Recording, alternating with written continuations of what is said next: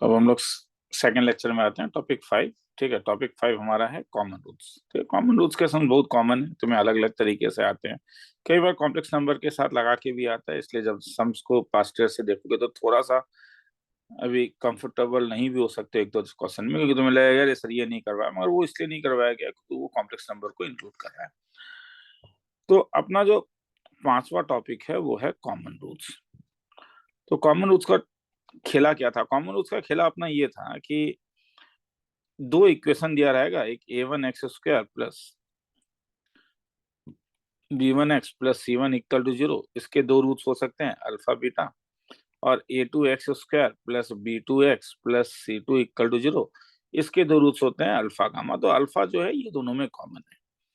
तो देखो इसमें कई अलग अलग क्वेश्चन टाइप बनते हैं। एक देखो, एक क्वेश्चन टाइप ये बनता है कि we can solve one of the equation. अगर हम सॉल्व भी कर सकते हैं, if we can solve one of the equation, तो खेल वहीं पे खत्म हो गया, क्योंकि जब तुम सॉल्व ही कर सकते हो तो तुम्हें अल्फा बीटा का वैल्यू मिल चुका है। तुम बात पुट अप करके देख लेना, सेकंड वाले इक्वेशन में तुम्हें जो भी पैरामीटर निकालना है तुम निकाल पाओगे। सेकंड वाले में होता है कि we can not solve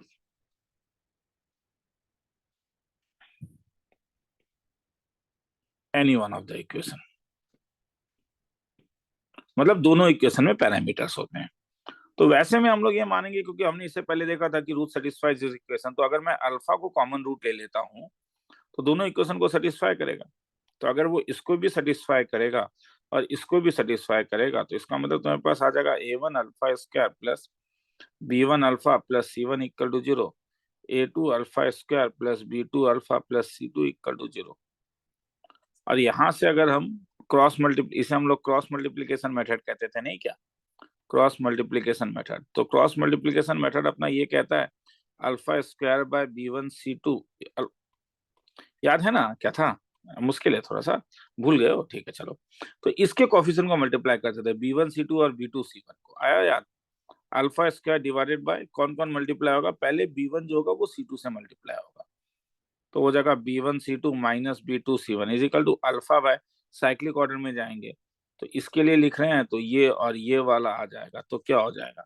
c1a2 minus, अब ये इसके साथ, तो a1c2 is equal to 1 divided by finally ये वाला a1b2 माइनस a2b1। तो यहां से अल्फा स्क्वायर का वैल्यू क्या आएगा? b1c2 minus b2c1 divided by a1b2 minus a2b1। Alpha का वैल्यू क्या हो जाएगा? c1a2 minus c2a1 divided by a1b2 minus a2b1। समझ में? Cross multiplication method. किसी किसी को है ज्यादा प्रॉब्लम तो 2x2 मैट्रिसेस में भी डिटरमिनेंट के टर्म में सोच सकते हो कि इसके कोफिशिएंट्स को ले लेना, मतलब डिवाइडेड बाय b1 b2 और c1 c2 is equal to alpha by, अब इसको भूल जाओ, तो इनका कोफिशिएंट यहां से शुरू करोगे साइक्लिक ऑर्डर में, तो ये हो जाएगा c1 c2 और ये हो जाएगा a1 a2 is equal to constant term 1 by, अब इसको भूल जाओ तो कोफिशिएंट्स क्या क्या आ गए? a1 a2 और b1 b2, जैसे भी तुम्हें याद रखना है। ठीक है, ये जरूरी नहीं है ये एलिमिनेट करो, तुम डायरेक्ट भी माइनस प्लस करके भी एलिमिनेट करने से वी में गेट द आंसर। और फिर ये अल्फा का जो वैल्यू है वो इसमें डाल दूंगा, तो we will get a very nice relation between c1 c2 and all these things. वो रिलेशन अब हमारे पास होगा, अल्फा का वैल्यू अगर मैं ये डाल दूं तो ये हो जाएगा c1a2 minus c2a1 divided by a1b2 minus a2b1 का whole square is equal to, बहुत किताब डायरेक्टली इस फॉर्मूले को यूज करता है, मगर मेरा कहना है कि क्योंकि हम बहुत ज्यादा एग्जामिनेशन में यूज नहीं करेंगे, इसलिए फॉर्मूला याद रखना में इतना आसान होता नहीं है। तो मेरा प्रॉब्लम ये टेक्निक है कि आइदर एलिमिनेट करो या क्रॉस मल्टीप्लिकेशन मेथड करो, ये दोनों में से किसी एक चीज को रखो। अब कभी कभी ऐसा भी हो सकता है, किसी को लिखना है तो लिख सकते हो ये, अब कभी कभी ऐसा भी हो सकता है कि सब रूट ही कॉमन हो गए। अगर दोनों रूट ही कॉमन हो गए, कि both roots are common, if both roots are common, तब तो खेला ही खत्म। सर क्यों? अगर both roots are common, a1x² plus b1x plus c1 equal to 0, a2x² plus b2x plus c2 equal to 0, तब a1 by a2 is equal to b1 by b2 is equal to c1 by c2 था अपना। क्योंकि तब तो roots they are identical. Normally ये generally use तब किया जाता है जब ये हमें कॉम्प्लेक्स रूट्स मिलते हैं। कॉम्प्लेक्स रूट मिलने के कारण, क्योंकि रूट्स ऑलवेज कॉन्जुगेट पेयर्स में होंगे, तो दोनों सेट ऑफ इक्वेशंस के रूट्स एक ही होंगे। तो ये दो चीज को तुम्हें जानना है। तो चलो अब सम्स को एक बार सॉल्व करके देखते हैं क्या बोल रहा है, और फिर उसके नीचे टेस्टिंग सम्स हैं तो वो तुम ट्राई करके देखोगे। तो पहला ये सम है, ठीक है, एक बार पढ़ के देखो।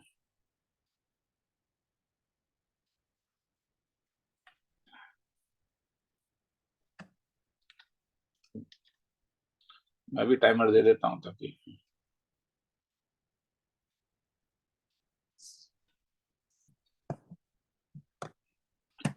पढ़ा। इफ द दो इक्वेशन दिया हुआ है, ये दो इक्वेशन का क्या कह रहे हैं। If the equation 4x square minus 11x plus K x square minus 28x plus K have a common root, then the value of k and the common root is. तो मेरा ये कहना है कि इफ हम मान के चलते हैं कि अगर अल्फा मेरा कॉमन रूट है तो क्या होगा। अगर अल्फा मेरा कॉमन रूट है तो वो ये दोनों इक्वेशन को ही सेटिस्फाई करेगा। तो मैं इसे लिख सकता हूँ 4 alpha square minus alpha plus twice K is equal to 0, और alpha square minus 28 alpha minus K is equal to 0। Make it number 1, make it number 2। देखो, तो तुम्हारा मेन एम है कि तुम इसे एलिमिनेट करोगे, तुम एलिमिनेट करोगे के को। अब के को एलिमिनेट करने का दो तरीका है, क्योंकि देखो कभी कभी क्या होगा ना कि तुम्हें जरूरी नहीं है कि यहाँ हर समय क्वाड्रेटिक हो, एक क्यूबिक हो सकता है, एक क्वाड्रेटिक हो सकता है। तो देख, एक ये तरीका है इसका, मतलब एक लाइन ऑफ एक्शन ये होता है कि तुम्हें जो आसान लगे एलिमिनेट करो, जो आसान लगे। मतलब यू कैन एलिमिनेट अल्फा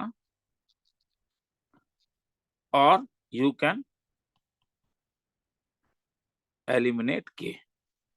जैसे यहाँ पे के को एलिमिनेट करना आसान है, क्योंकि अगर मैं 1 को माइनस, बस क्या अंतर है, ये ट्वाइस के है और ये माइनस के है, तो 1 अगर मैं प्लस 2 टाइम्स ऑफ 2 कर दूं तो तब ये 4 alpha square minus 11 alpha plus twice K plus 2 times of alpha square minus 28 alpha minus K is equal to 0। तो twice K cancel, 4 alpha square plus 6 alpha square minus 11 alpha minus 6 minus 17 alpha is equal to 0। Alpha common लेता हूँ, 6 alpha minus 17 is equal to 0। तो hence either alpha is equal to 0 और alpha is equal to 17/6।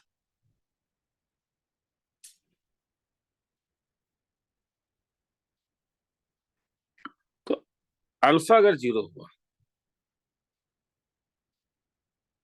तो के का value, अब वो तो यहाँ पे पुटअप करके देख लो, अगर अल्फा 0 हुआ तो के का वैल्यू इस दोनों से एक ही वैल्यू आ रहा है क्या। तो अल्फा अगर 0 हुआ तो इसके करस्पॉन्डिंग के का वैल्यू 0 होगा।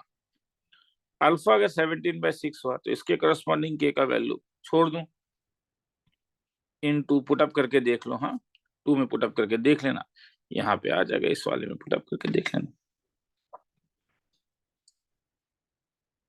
अब और सेकंड तरीका जो मैंने कहा वह क्रॉस मल्टीप्लीकेशन मेथड। तो ये क्या होगा, मेरे पास क्या है, 4 alpha square minus 11 alpha plus twice K is equal to 0, और एक alpha square minus 28 alpha minus K is equal to 0। तो अल्फा स्क्वायर डिवाइडेड बाय, अब 11, पहले तो यहाँ पे देखोगे तो क्या हो जाएगा, माइनस 11, 3 2 6 माइनस है तो प्लस हो जाएगा 11 plus 6 is equal to alpha by, अब ये हो जाएगा 2 प्लस 4 इज इक्वल टू 4 3 जा माइनस 12 प्लस 11।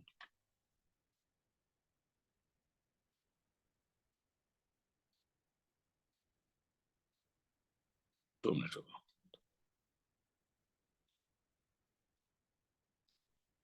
तो क्या क्या आ रहा है इससे, तो एक तो इस दोनों से क्या आ रहा है, इस दोनों से अल्फा का वैल्यू या तो 0 आ रहा है, नहीं तो अल्फा का वैल्यू 16 17/6 आ रहा है। ठीक है, यहां से क्या आ रहा है, ओ, ओ, के वाला गलत कर देना, इसलिए सॉरी, मैंने गलत लिखा ना इसलिए। हाँ, तो क्या हुआ, अल्फा स्क्वायर डिवाइडेड बाय के साथ होगा ना, 11 के 11k माइनस प्लस 2 3 जा 6k is equal to alpha Y twice K plus 4k is equal to 1 by 4 3 जा 12 माइनस 4 3 जा माइनस 12 प्लस 11। तो alpha square is equal to 11 plus 6 17k minus 17k और alpha is equal to minus 6k।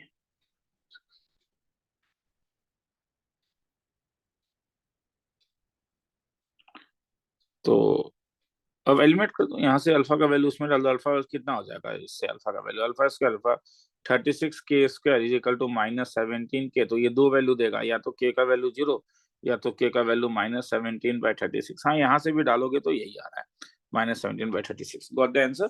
ठीक है, you will get the answer. तो तुम्हें जो भी आसान लगे, हाँ यहाँ से अब इस यहाँ पे अब तुम्हें करस्पॉन्डिंग वैल्यू ऑफ अल्फा निकालना होगा। तो बात बराबर है, वो तो यहाँ पे पुटअप कर सकते हो। जैसे अल्फा का वैल्यू -6k है तो ये 17/6 आ गया। तो देखो, तो दोनों से आ गया। हाँ, तो तुम्हें जो भी, तो लाइन इस चीज को याद रखो, लाइन ऑफ एक्शन क्या है, या तो तुम एलिमिनेट अल्फा करो, हायर डिग्री इक्वेशन में कई बार ये करना होता है, या तो तुम के को एलिमिनेट करो, या तो तुम क्रॉस मल्टीप्लीकेशन करो। ठीक है, आगे चलें।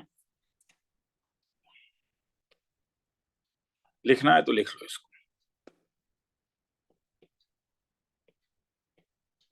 सेकंड सम क्या कह रहा है?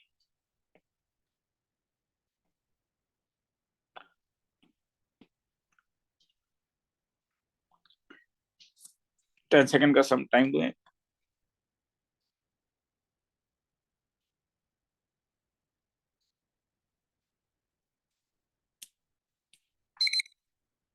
तो क्या हुआ, if the equation this and this क्या में है बोथ रूट्स कॉमन, ये वाला लाइन, ये ब्लू वाला, ये पर्पल वाला लाइन, देखो बोथ रूट्स कॉमन, तब तो तुम बोलोगे सर छोड़ दीजिए, समझ में आ रहा है क्या, कोएफिशिएंट्स का रेशियो सेम था, a1/a2 इज इक्वल टू क्या, b1/b2 इज इक्वल टू क्या, c1/c, तो मतलब m/3 is equal to 5/10 is equal to 2/, तो यहाँ और यहाँ से तुम एक स्टेप में mn इज इक्वल टू 6 आ जाएगा, खेला करना। ठीक है, ये लेवल 1 का रिवीजन है, तुम बहुत ज्यादा एक्सपेक्ट मत करो कि ऐसा बहुत, ठीक है, बट हाँ इसी में बहुत अच्छे अच्छे सम्स भी बनते हैं जो हम लेटर ऑन देखेंगे। ठीक है, जब हम लेवल 2 में जाएंगे, लेवल 3 में जाएंगे। चलो, मगर अब जरूरी नहीं कि बार बार तुम यही काम करो, जो मैंने ऊपर भी कहा कि कई बार हम लोग एलिमिनेशन से भी यही सेम चीज को कर सकते हैं। कॉमन रूट निकालने के लिए कई बार एलिमिनेशन भी काम आता है। जैसे एलिमिनेशन में भी दो सम में लेके आया हूँ, क्वेश्चन नंबर 1 और क्वेश्चन नंबर 2। ठीक है, एलिमिनेशन का थ्योरी का ये कि तुमको जो पैरामीटर है, तुम या तो पैरामीटर को एलिमिनेट करो या तो कॉमन रूट को एलिमिनेट करो, वो तुम्हारे ऊपर है, तुम किसको एलिमिनेट करना चाहोगे। If the equation this and this have common root, तो मैं मान के चलता हूँ कि क्या, क्वेश्चन पढ़ के देखो एक बार क्या कह रहे हैं।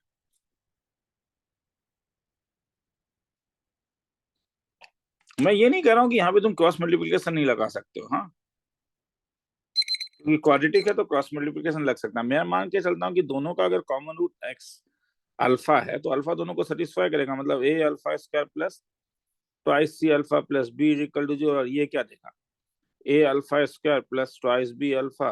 तो यहाँ पे मैं ऑलरेडी, जब मैं ए अल्फा स्क्वायर जैसा एक सुंदर सा इक्वेशन देख ही रहा हूँ, क्यों ना डायरेक्टली एलिमिनेट कर दूं 1 - 2 करके।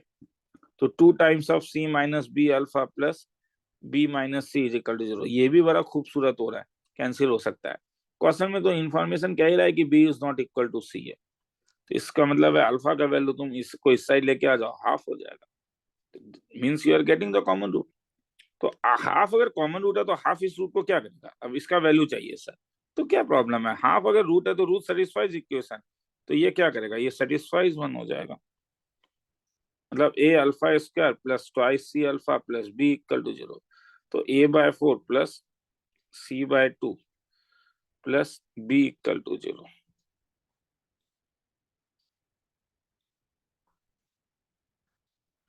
तो अगर मैं मल्टीप्लाई कर दूं, अल्फा का वैल्यू हाफ है ना, a²/4, तो ये तो c हो गया, तो ये क्या हो गया, a+4c+4b इज इक्वल टू क्या, 0। तो इसका वैल्यू 0 खेला करना, देखना है तो देख लो। ठीक है, मैं आगे चल रहा हूँ, किसी को लिखना है तो लिखो, वीडियो को पॉज करके लिखो, हाँ ट्रांसक्रिप्ट ऊपर दिया गया है। ठीक है,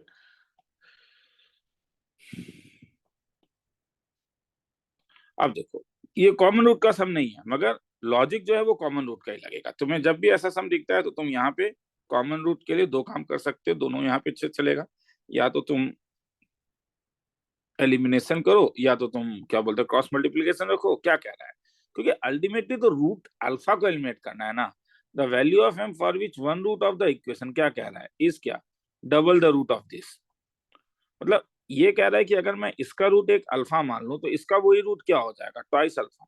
तो अल्फा इस इक्वेशन को सेटिस्फाई करेगा तो क्या मिलेगा, alpha square minus thrice alpha plus twice M equal to 0। और ट्वाइस अल्फा अगर इसे सेटिस्फाई करेगा तो क्या मिलेगा, 4 alpha square minus twice alpha plus M equal to 0। अब तुम्हारे ऊपर है तुम इसे कैसे सॉल्व करना चाहते हो। तुम एम को एलिमिनेट कर सकते हो, तुम क्रॉस मल्टीप्लाई कर सकते हो, तुम्हें जो करने का मन है कर सकते हो। जैसे अल्फा स्क्वायर क्रॉस मल्टीप्लाई करूं तो क्या आएगा, ये minus thrice M plus 4m is equal to alpha by 4 to 8m minus m is equal to 1 by minus 2 plus 12।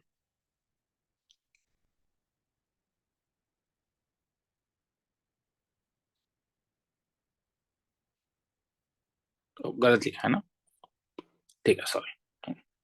क्या कह रहे हैं, is double the, sorry, if m is one root of the equation is double the root of this equation. मतलब x square minus x plus m is equal to 0 का एक root अगर alpha है तो x square minus thrice x plus twice M equal to 0 का root क्या हो जाएगा, ट्वाइस अल्फा। मगर रूट उसे क्या करता है, सेटिस्फाई करता है। तो alpha square minus alpha plus M equal to 0 make it number 1। और ये क्या देगा, 2 टू जा 4 alpha square minus 6 alpha plus twice M equal to 0 make it number 2।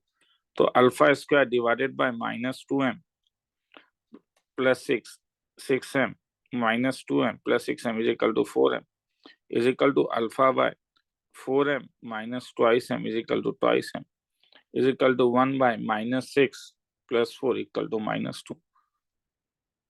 तो इसका मतलब अल्फा का वैल्यू तुम्हारे पास माइनस m हो गया और यहाँ से अल्फा स्क्वायर का वैल्यू माइनस ट्वाइस m हो गया।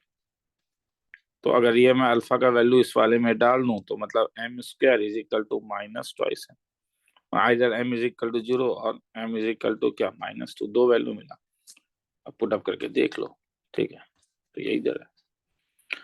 तो रूट्स यहाँ पे कॉमन भले नहीं कह रहा है मगर क्योंकि रूट सेटिस्फाई कर रहा है तो ये एलिमिनेशन के अंदर आ जाता है। Is it okay. Solving higher degree equation, इसमें तुम्हें पास्ट ईयर में अच्छे सम्स मिलेंगे। हाँ, और इसके एक्चुअली मैं 100% तरीका मैं यहाँ पे खत्म नहीं कर रहा हूँ, क्योंकि देखो सॉल्विंग हायर डिग्री इक्वेशन ये भी एक तरीका है, सॉल्विंग लॉगरिथम के साथ भी आ सकता है, ट्रिगो के साथ भी आ सकता है, कर्व स्केचिंग के साथ भी आ सकता है, तो किसी के साथ भी आ सकता है ये। ठीक है, कई कई बार केवल इंटरवल पूछ रहा है तो इंटरमीडिएट वैल्यू थ्योरम में भी आ सकता है। ठीक है, मगर काफी सम आते हैं इस टॉपिक के अगर तुम देखोगे तो।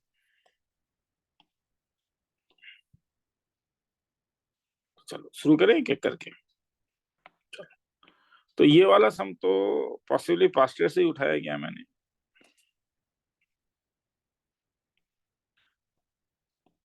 तो क्या करोगे, तो यहाँ पे देख के तुम्हारे दिमाग में क्या आता है, कोई बोलेगा, हाँ जोर से बोलो सर आपको सुनाई नहीं देगा, मैं देख, अरे बोलो ना, बोलने का इंपॉर्टेंस होता है, समझ में आ रहा है। घर में जब बैठे रहते हो ना, अरे आज से प्रैक्टिस करना है, आज से करेंगे, जब तुम ऐसे बोलते हो ना तुम्हारे अंदर का वो ठीक है, आज अभी भाषण नहीं। हाँ चलो, तो मेरा कहना है कि तुम क्या यहाँ पे रिपीटेशन देख रहे हो, बड़ा इंपॉर्टेंट है, बड़ा इंपॉर्टेंट है। रिपीटेशन मीन्स, बोलो क्या, फिल इन द ब्लैंक्स। हाँ, मुझे सुनने में आया, सब्स्टिट्यूशन किसी ने बोला, वेरी गुड। तो E to the power X को क्या ले लूं, T. E to the power X को टी लूंगा तो ये क्या बन जाएगा, तब T square plus T plus 1/t square plus 1/t is equal to 3/t square plus thrice T. तो इसे अगर तुम सजा के लिखोगे तो ये हो जाएगा T to the power 4 minus twice T cube plus T minus 2 is equal to 0। Higher degree equation है, देखो भैया, हायर डिग्री इक्वेशन या इंस्पेक्शन से सॉल्व होता है या गुड पेयरिंग से सॉल्व होता है। यहाँ पे कुछ गुड पेयरिंग हमें दिख रहा है, जैसे यहाँ पे देखो, अगर मैं टी कॉमन ले लूंगा ये दोनों में तो ये टी क्यूब प्लस 1 होगा, माइनस 2 कॉमन ले लूंगा तो फिर से ये T cube plus 1 equal to 0। तो मतलब T minus 2 into T cube plus 1 equal to 0, real roots का ही बात कर रहा है। Number of solution T is equal to, जब ठीक है, ठीक है, नंबर ऑफ रियल सॉल्यूशन ले लो। हाँ, और टी इज इक्वल टू या तो -1 यहाँ से t इज इक्वल टू 2 मतलब e to the power x का वैल्यू 2, तो x का वैल्यू कितना हो जाएगा ln 2। e to the power x क्या कभी नेगेटिव हो सकता है? पॉसिबल ही नहीं है। तो e to the power x equal to ln 2, तो हेंस कितना सॉल्यूशन आएगा? केवल एक ही सॉल्यूशन।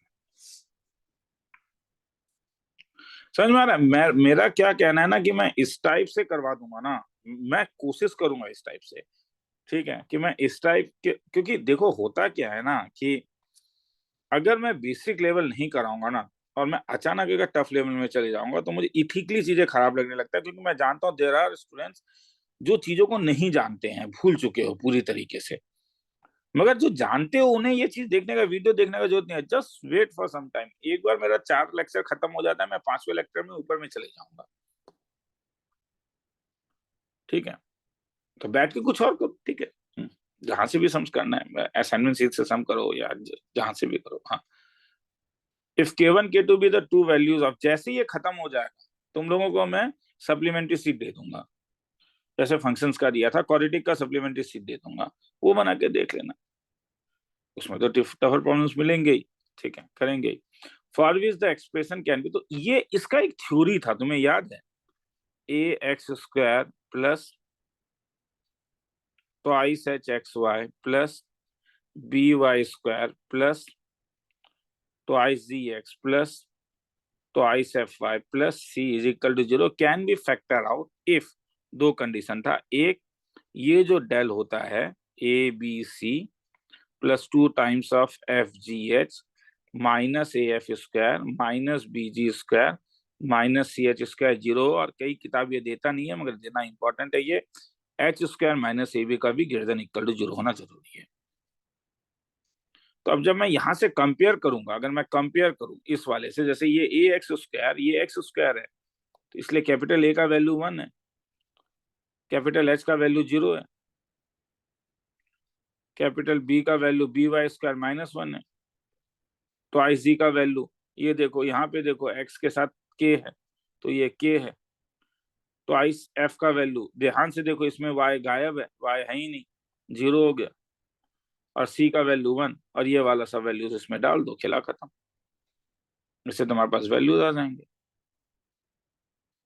नहीं तो और एक तरीका है, एक्स में क्वाड्रेटिक बनाओ, ठीक है, क्योंकि तुम्हें ये इस टाइप के सम्स, जैसे सपोज 5, मैं ये अलग चीज बता रहा हूँ, हाँ, नीचे तुम्हें टेस्टिंग क्वेश्चन मिल सकता है 5xy plus 4x plus 6y plus 3 equal to 0, और मैं तुमसे पूछूं कि मुझे रेंज ऑफ x निकाल के देखो, तो रेंज ऑफ x निकालने के लिए ध्यान से देखो कि x और y को रियल होना पड़ेगा ना, तो y में क्वाड्रेटिक बनाओ, क्वाड्रेटिक इन y बना दो, तो y में जाकर क्वाड्रेटिक बनाओगे तो Y square plus X square plus, इसे करने का जरूरत नहीं है रे, मैं फिर से कह रहा हूँ, ठीक है, Y square plus Y into 5x plus 6, good pairing लोगे तो plus X square plus 4x plus 3 is equal to 0, और वाई जीएल का क्या, कंडीशन था, हाँ कंडीशन था क्या, discriminant greater than equal to क्या, तो उससे x का रेंज आ जाएगा।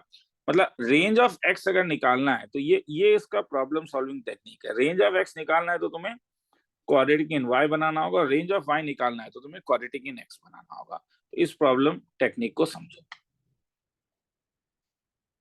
ठीक है।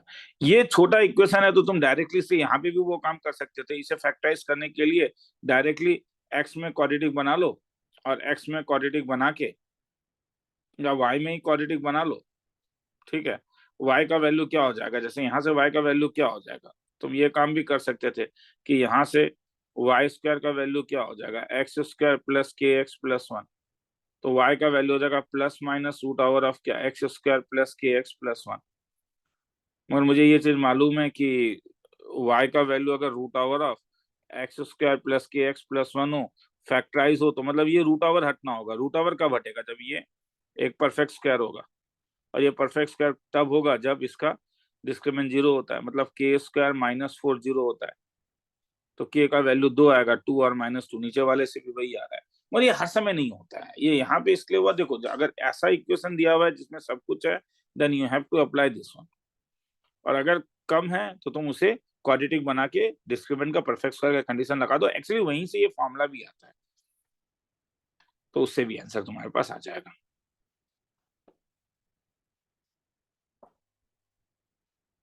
चलो आगे चलते हैं। कोई लिखना चाहता है वो देखो, वो तुम लोग के ऊपर है, तुम वीडियो को पॉज करोगे लिखोगे, दैट डिपेंड्स अपॉन यू। हाँ,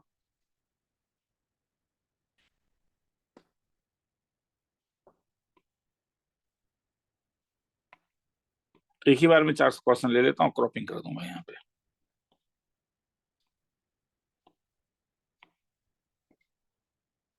तो इस वाले में क्या किया जाए, if the minimum value of, तो सर मिनिमम वैल्यू के लिए डिफरेंशिएट करेंगे, very good. The minimum value of इसका मुझे फंक्शन निकालना है, मगर इसका डिफरेंशिएशन 4 डिग्री इक्वेशन का इतना आसान होगा क्या? तो सर कौन सा ट्रिक लगेगा? ऐसे वाले को क्या कहते थे क्लास में हम लोग? कोई कहेगा हाँ हाँ, क्या गुड पेयरिंग। मतलब ऐसा पेयर करो ना कि तुम्हें चीजें थोड़ा आसान हो जाए। जैसे क्या पेयरिंग कर सकते हो, x-2 के साथ, तो तुम जानते हो कि 8 + 2 10, 6 + 4 10 होता है। तो इसलिए x-2 का पेयरिंग x-8 के साथ जाएगा, x-4 का पेयरिंग x-6 + 16, तो y इज इक्वल टू, ये मेरे पास हो जाएगा x² - 10x + 16, और ये हो जाएगा x² - 10x + 24 + 16। यहाँ पे और एक खूबसूरत चीज हो रहा है, देख पा रहे हो क्या? हाँ, कोई बोलेगा क्या देख पा रहे हो? हाँ, 16 को तुम 20 - 4 लिख सकते हो। अब यही तो ऑब्जर्व करना है। सर कैसे ऑब्जर्व करेंगे? करते करते करते करते समझ में आ रहा है। बहुत असाइनमेंट सीट दूंगा, हर असाइनमेंट सीट को ट्राई करोगे, समझ में आ गया? पॉजिटिव होके, ठीक है। यू हैव टू बिलीव कि नहीं, मैं जो करने जा रहा हूँ, ठीक है, रुपेश सर जो करने जा रहे हैं उससे मुझे रिजल्ट निकलने वाला है। अगर वो बिलीव सिस्टम हिल चुका है ना, तब नहीं हो पाएगा। मैं बार बार ये बात बोलता हूँ, ठीक है, क्योंकि एक्स माइनस, बार बार वही कहूंगा कि एक्स माइनस, तो ये क्या हो जाएगा तुम्हारे पास, x-10 है तो x² - 10 25, नहीं क्या? तो x-5 का होल स्क्वायर -5 का क्या होल स्क्वायर।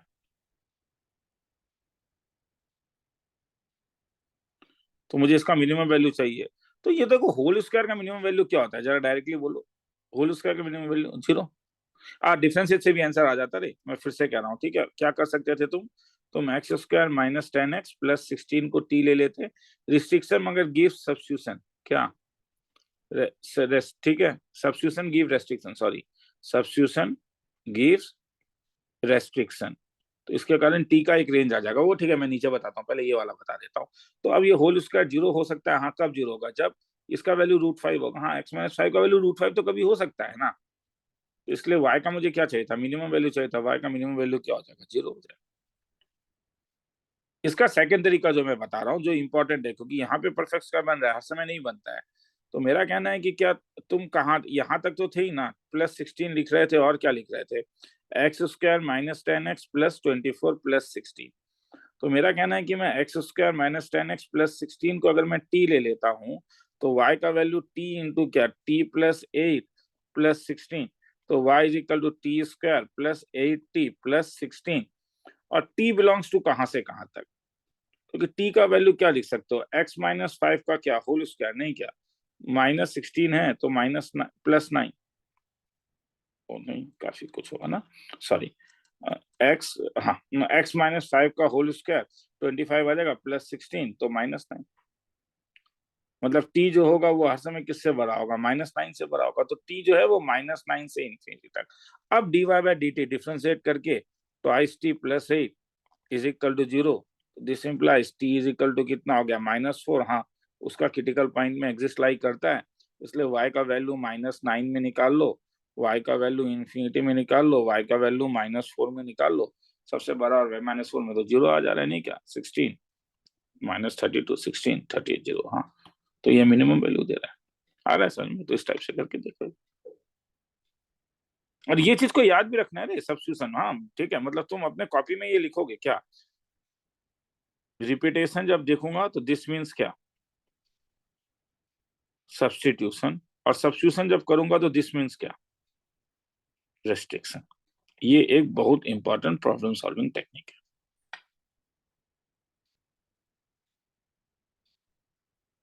आगे चलो।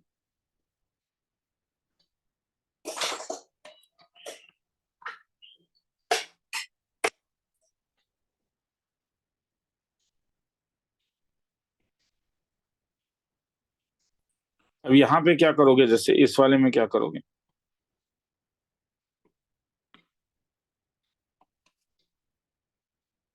सर वही क्या सर रिपीट कर रहा है, एग्जैक्टली वही तो मैं तुम्हें दिखाना चाहता हूँ कि देखो रिपीट कर रहा है ना क्या?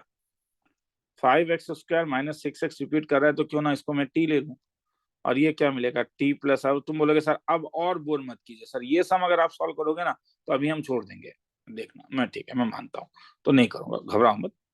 क्या करूंगा, इसको इस साइड लेके जाके दोनों साइड क्या कर दूंगा, स्क्वायर करके सॉल्व कर लेना। ठीक है, ठीक है। हालांकि इसका और एक तरीका है, मैं इसलिए भी ये लेके आया था क्योंकि तुम्हें एक चीज दिखाना चाहता हूँ कि अगर मैं रूट ओवर ऑफ, कभी कभी तुम कॉन्जुगेट पेयर्स को भी यूज करके चीजों को सॉल्व कर सकते हो। Root over of 5x² - 6x - 7 = 1। मैं एक काम कर रहा हूँ, बस मैं बता रहा हूँ रे, मैं ये नहीं कर रहा हूँ कि यहाँ पे ये मेथड लगाओ, हाँ। क्योंकि हम ये u ले लेते हैं, ये v ले लेते हैं, तो ध्यान से देखो कुछ अच्छा हुआ, हाँ क्या? u माइनस v का वैल्यू क्या हो गया? 1। और दोनों का अगर स्क्वायर करोगे, u² - v² करोगे तो क्या मिल रहा है देखो। क्योंकि अगर तुम u² - v² करोगे तो रूट ओवर तो हट जाएगा, हटेगा ही नहीं। तो ये भी कैंसिल हो गया, 6x 8 प्लस 7 15। तो मतलब u² - v² is equal to क्या हो गया 15। मतलब u प्लस v को क्या लिख सकते हो, 15 टाइम्स ऑफ क्या, u माइनस v। और u माइनस v का वैल्यू क्या है 1। मतलब u प्लस v का वैल्यू कितना आ जाएगा 15। और u माइनस v का वैल्यू कितना आ जाएगा, सॉल्व करके u का वैल्यू निकाल सकते हो v का। तो ये ट्रिक्स याद रखो, ये सब ट्रिक्स कभी कभी कहीं कहीं जगह काम आ जाता है।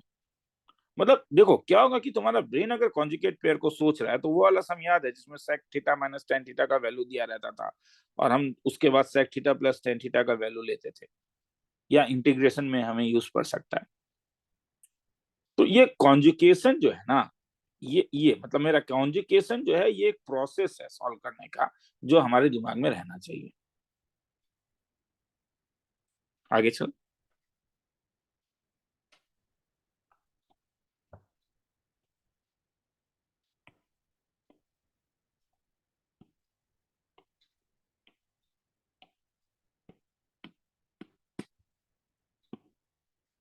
ठीक है, अब यहाँ पे सर दिखने से लग रहा है सर क्या, e to the power x substitute कीजिए, हाँ कर दो, तो क्या मिला, t to the power 4 + 4 t cube minus 58t² plus 4t plus 1 equal to क्या, 0।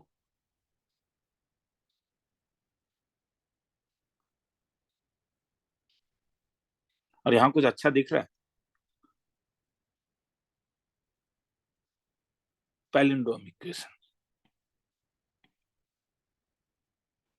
Palindrome equation. पैलिंड्रोम वो वर्ड था, ABCBA, यहाँ से और यहाँ से एक जैसा दिखे तो देख 1 4 58 4 1, कॉफिशिएंट को अगर लिखूंगा तो वो पैलिंड्रोम बना रहा है, ध्यान से देख, 1 4 58 4 और 1, नहीं क्या? पैलिंड्रोम वो चीज होता है जो लेफ्ट हैंड साइड और राइट हैंड साइड से पढ़ो तो तुम्हें एक जैसा ही दिखेगा। पैलिंड्रोम इक्वेशन देखते ही अगर तुम सोच रहे हो तो इसका मतलब है कि तुम, अब यहाँ तो नहीं बोल सकता, यूट्यूब देखना चाहते हो, क्योंकि तुम ऑलरेडी वीडियो देख रहे हो। अगर पैलिंड्रोम इक्वेशन में तुम सोच रहे हो, इसका मतलब है कि तुम्हें नहीं करने का मन है सब, क्योंकि तरीका ही एक है, क्या सर? डिवाइड बाय जो मिडिल में टर्म है, मिडिल में t² है। तो अगर मैं t² से डिवाइड करूंगा तो क्या मिलेगा, t² plus 40 minus 58 plus 4/t plus 1 equal to क्या, 0। समझ में आ रहा है मैं क्या बोल रहा हूँ? पैलिंड्रोम इक्वेशन, एकदम याद रखना है, हाँ। प्रॉब्लम सॉल्विंग टेक्निक, क्या फायदा, क्या गुड पेयरिंग हो रहा है? तुम बोले अरे दिख रहा है सर, दिख रहा है, वही तो मैं भी बोल रहा हूँ, दिख रहा है, समझ में आ रहा है। सर सब्स्टिट्यूशन सर, क्या सब्स्टिट्यूशन बोलो तब। सर इसको लिख लीजिए आप, t+1/t का होल स्क्वायर -2। और देखिए सर रिपीट कर रहा है कुछ, एग्जैक्टली क्या रिपीट कर रहा है बोलो? सर t+1/t रिपीट कर रहा है, वेरी गुड, तो उसको जेड ले लेते हैं। तब ये कैसा दिखेगा, z² -2 plus 4z minus 58 equal to क्या, 0। मतलब z² plus 4z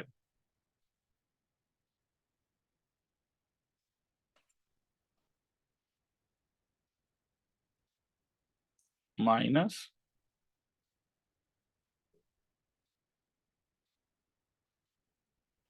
60 equal to 0।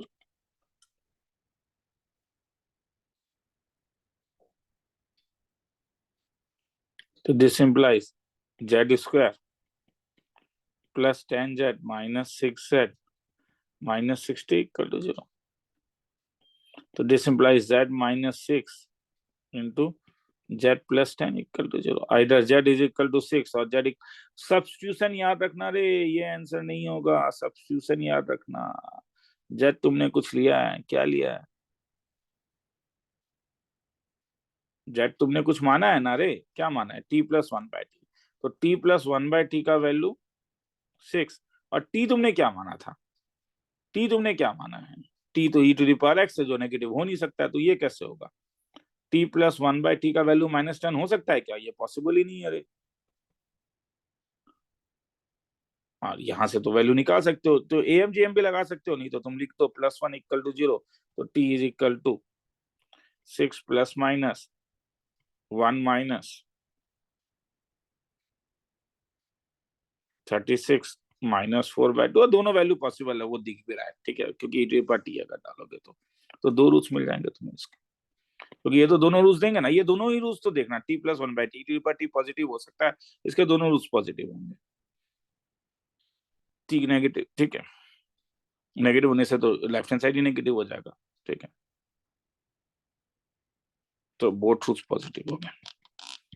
तो ये तो चेक करके देखना होगा। हाँ, चेक करके देखना होगा। तो समझ में आया पहले क्या हुआ? सबसे पहले क्या दिखा मुझे? सबसे पहले दिखा सर ई रिपीट कर रहा है। हाँ, वैसे ही देखते पैलिंड्रोम आ गया। पैलिंड्रोम आते ही सर t प्लस 1/t का वैल्यू आ गया। मगर फिर उल्टा भी करोगे, z का वैल्यू मिला तो फिर z का वैल्यू से एक वैल्यू पॉसिबल नहीं है, फिर t का वैल्यू t या AMGM लगा के देख लो, आ गया। किसी को लिखने का मन है लिख लो, फिर आगे चलेंगे। और फिर लास्ट। अब देखो ये सब सम जो है ना, मेरा कहना है कि ये सब सम तुम लोगों को ना याद रखना होगा। तो सर वही याद नहीं रहता है। देखो याद तब रहेगा जब तुम पर्पस तुम्हारा एकदम, ठीक है, परफेक्ट है। मैं फिर से कह रहा हूँ, हाँ, मतलब नेव टेक्निक से पढ़ने से नहीं होगा, तुम्हें पर्पसफुल पढ़ना पड़ेगा, डिसिसिव पढ़ना पड़ेगा। अब ये वाला सम क्यों आज हमने कहीं पे किया था क्या कोई टेक्निक? Exactly exactly. कहाँ सर? कहाँ किया था? 4+1 5 होता है एग्जैक्टली exactly. मतलब सर ये गुड पेयरिंग का सम है। हाँ, वही तो मेरा भी कहना है, गुड पेयरिंग है। क्या पेयरिंग है? x+1 के साथ x+4, फिर x+2 के साथ क्या? x+3 120। तो इसे ब्रेक करूंगा तो x² प्लस 5x+4। इसे ब्रेक करूंगा तो x² प्लस 5x प्लस 6 120। और अगर मैं इस वाले को t ले लेता हूँ, मतलब x² प्लस 5x+4 को, तो ये क्या हो जाएगा? 6 है तो extra is equal to 120। Sir छोड़ दीजिए, बोर मत कीजिए। एग्जैक्टली सॉल्व कर देता हूँ, ठीक है, आंसर लिख देता हूँ। 1 आएगा, -6 आएगा। तो अब क्वेश्चन ऐसा पूछ सकता था कि इसके कितने रियल रूट्स हैं, कितने इमेजिनरी रूट्स हैं, तो इस टाइप से निकाल सकते थे, ठीक है। चलो, तो उसके बाद नेक्स्ट लेक्चर में क्या करेंगे एक बार वो भी देख लें, क्या क्या क्या क्या खत्म हो गया। 1 2 3 4 5 6 7 खत्म हो चुका है। अब नेक्स्ट क्लास में graph of the quadratic equation, range, location और इंटरमीडिएट हो सकता है कि ये एक साथ, ये चार एक साथ करवा दूं, फिर ये चार एक साथ करवा दूंगा, ये चार एक साथ करवा दूंगा, फिर ये चार एक साथ, मतलब और 3 लेक्चर में एटलीस्ट क्वाड्रेटिक का बेसिक लेवल हमारा खत्म हो जाएगा। मगर फिर मैं कह रहा हूँ you have to do the testing sums. समझ में आ गया? तुम्हें टेस्टिंग सम्स करना पड़ेगा। लॉगिन लो, लॉगिन लेके तुम मेरे वेबसाइट में जाओ। मेरे वेबसाइट में जाने के बाद जब तुम इनसाइड द मेरे पेज जाओगे, तुम्हें वहां पे टेस्टिंग सम्स मिलेंगे कि तुम्हें चीजें समझ में आ रहा है या नहीं आ रहा है। चलो ठीक है, मिलते हैं। हाँ, नेक्स्ट नेक्स्ट वीडियो में मिलते हैं।